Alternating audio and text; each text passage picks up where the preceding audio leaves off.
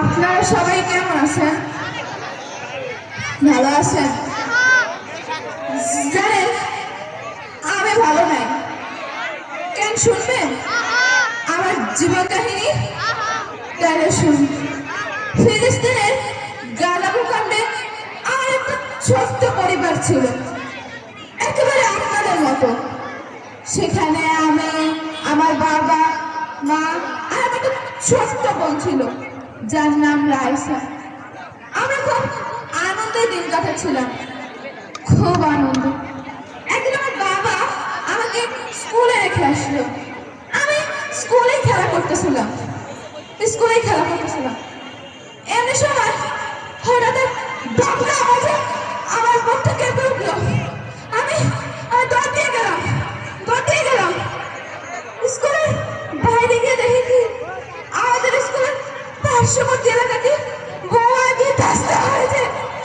তারপর তারপর আমার নিজের বাড়ির কথা মনে পড়লো।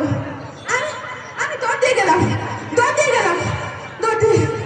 কিন্তু আমার বাড়িতে যেখানে ছিল সেখানে চড়াবে কথা আমি যে কানে উঠলাম।